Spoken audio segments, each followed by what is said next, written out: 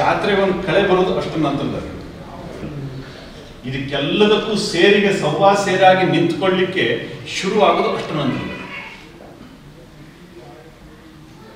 ಒಂದೊಂದು ಸೀಟು ಕೂಡ ತುಂಬಾ ಇಂಪಾರ್ಟೆಂಟ್ ಆಗುತ್ತೆ, ಒಂದೊಂದು ವೋಟ್ ಕೂಡ ತುಂಬಾ ಇಂಪಾರ್ಟೆಂಟ್ ಆಗುತ್ತೆ.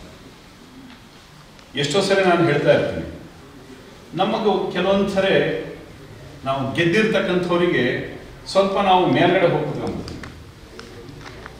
ಯಾರೇ ಇರಲಿ, ಅದು ಗ್ರಾಮ ಪಂಚಾಯಿತಿಯೋ ಅಥವಾ ಲೋಕಸಭೆಯೋ ವಿಧಾನಸಭೆಯೋ ಏನು ಬೇರೆ ಆಗೋದಿಲ್ಲ. ಗೆದ್ದ ನಂತರದಲ್ಲಿ ದೇವರೇ ನಾನು ಅಂತಕ್ಕಂಥ ಸ್ಥಿತಿಗೆ ನಾವು ಹೋಗಿ ಕುತ್ಕೊಂಡ್ಬಿಡ್ತೀವಿ, ನಾನೇ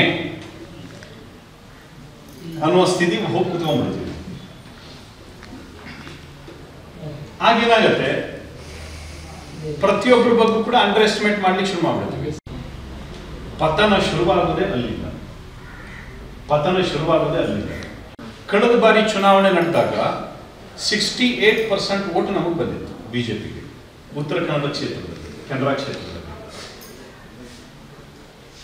ಒಟ್ಟು ಹಿಂದೂಗಳು ಯಾರು ವೋಟ್ ಮಾಡಿದ್ದಾರೆ, ಈ ಚುನಾವಣೆಯಲ್ಲಿ ವೋಟ್ ಹಾಕಿದ್ದಾರೆ, ಅದರಲ್ಲಿ 85% ಜನ ಹಿಂದೂಗಳು ಬಿಜೆಪಿ ವೋಟ್ ಕೊಟ್ಟಿದ್ದಾರೆ. ಈ ಕ್ಷೇತ್ರದಲ್ಲಿ 85% ಜನ ಹಿಂದೂಗಳು ಯಾರ್ಯಾರೆಲ್ಲ ವೋಟ್ ಮಾಡಿದ್ದಾರೆ ಅದ್ರ 85% ಜನ ಬಿಜೆಪಿಗೆ ವೋಟ್ ಕೊಟ್ಟಿದ್ದಾರೆ.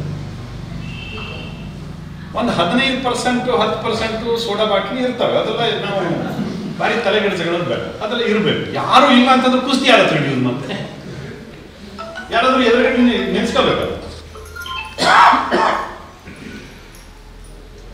ಈ ಬಾರಿ ಆ 85% ಏನಿದೆ ಅದು 90%ಗೆ ಹೋಗ್ತದೆ, 90%ಗೆ ಹೋಗ್ತದೆ.